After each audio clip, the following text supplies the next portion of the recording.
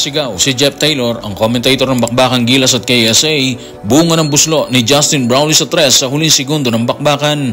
Inamin naman ni Coach Tim na hindi na bago ang ginawa ni Justin Brownlee sa dulo ng laban, kung saan niya itinabla ang nasabing laban patungo sa overtime. At si Justin Brownlee hindi na ikinaila na inaabangan niya na maranasan ng ganitong bakbakan, kung saan siya naging dahilan para makopo ang overtime. Tutukan po natin ang lahat ng yan, pero bago yan, paki-subscribe, like and share na lang muna para pareho tayong updated. Nang maipasok ni Justin Brownlee ang isang 3 na nagselo sa overtime sa pagitan ng Gilas at KSA, kapansin-pansin na napasigaw ang FIBA commentator na si Jeff Taylor, bunga ng pagpasok ng buslo ni Justin Brownlee. Sa gitna ng kanyang pagsigaw na dulot ng kasiyahan, nabanggit nito ang maling ginawa ng grupo ng KSA na posibleng nagdala sa kanila sa quarterfinals. Narito ang kanyang pahayag. Tutukan natin si Jeff Taylor sa official X or Twitter account ng FIBA Asia Cup. Na-shoot niya. May 3.7 seconds na lang ang natitira, kaya dapat nagpa-foul ka sa 3-point shooter. Pina-foul mo siya bago pa siya makabato.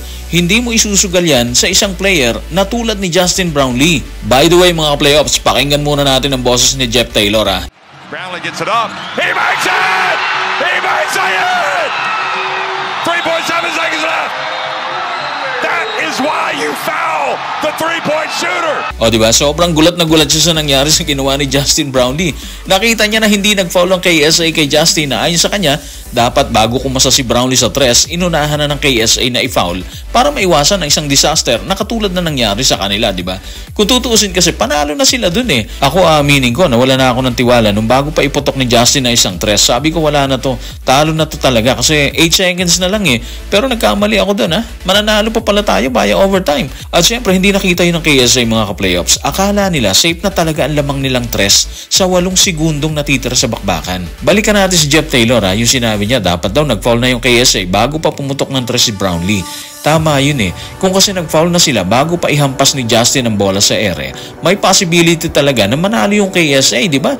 Mababawasan yung oras eh, tapos hindi pa naman penalty. So may chance talaga sila. At sa kabilang side, magigipit na yung oras para sa Gilas. Sa kabutihang palad, siguro sa tindi na rin ang dasal ng ating mga kababayan na nasa venue at nandito sa Pilipinas, nangyari yung isang maituturing na milagro, di ba?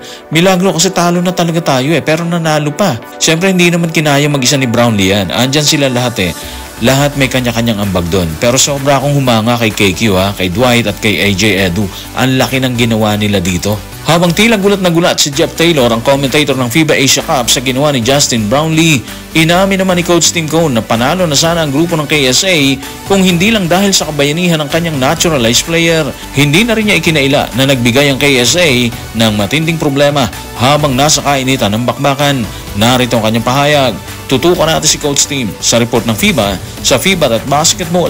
Nagbigay sila ng maraming problema sa amin at sa totoo lang panalo na sana sila sa laban eh. Kung hindi lang dahil sa taong nasa kanan ko si Brownlee. Siyang gumawa ng big shot eh. At kung alam mo ang history niya, hindi na yan nakakagulat. Sanay na siyang gumawa ng big shots. Okay, so number 1 yung maraming problema na ibinigay ng KSA. Grabe po talaga yon. Yung 3 nila, yung number 5 ng KSA, di ba? Sobrang nanalasa siya sa 3. Kung hindi tayo nagkakamali, walo yung pumasok sa kanyang ibinato. Partida pa yan bantay sarado na yan ni Chris Newsome at ni Dwight Ramos. Tapos tumutulong na rin ang bigs natin katulad ni AJ Edu para mapigilan siya, di ba? Pero sobrang sakit ng ulo binigay niya talaga dito. Tingin ko nga kung hindi siya napigilan, baka hindi nakarating sa overtime ang laban. Pangalawa, si Also Wilem, yung sentro nila. Ang bigat din niya, di ba? Sinagasaan lang niya yung mga bigs natin. Maganda pa yung timing ng pagkuha niya ng bola. May tira din talaga siya doon. Ilan lang to sa mga problemang ibinigay ng KSA sa Gilas habang nasa kainitan ng bakbakan. Sa pahayag naman ni Coach Tim na hindi na nakakagulat ang ginawa ni Justin, lahat naman tayo sang-ayon dun eh. Malimit niyang ginagawa yan. Isang halimbawa ang ginawa niya sa China sa Asian Games. Doon sinunog ni Brownlee yung pag-asa ng China na makopo yung gold medal. Akala din nila panalo na sila nung time na yon, pero biglang nagwala si Brownlee. Kumasa ng matitinding birada sa 3, kaya ang resulta panalo Gilas Pilipinas doon kalaban ng Jordan sa finals. Dito naman sa KSA, nakita talaga natin na maaga din silang nagse-celebrate. Hindi rin natin sila masisisi mga ka-playoffs kasi hindi mo talaga iisipin na mangyayari yung ganong eksena hanggang sa tumawid sa overtime kung saan pinaspasan ng Gilas Pilipinas. Habang aminado si Coach Tim na hindi na nakakagulat ang ginawa ni Brownlee sa laban, hindi naman ikinaila ng naturalized player ng Gilas Pilipinas na inaabangan niya ang mga ganitong senaryo sa laban kasabay ng pagbibigay pugay sa parehong parehong kupunan. Narito ang kanyang kwento. Tutukan natin si Justin sa report ng FIBA sa FIBA.basketball. Bilang isang player, alam mo yun, ito yung mga larong pinapangarap mo at talagang inaabangan mong malaro.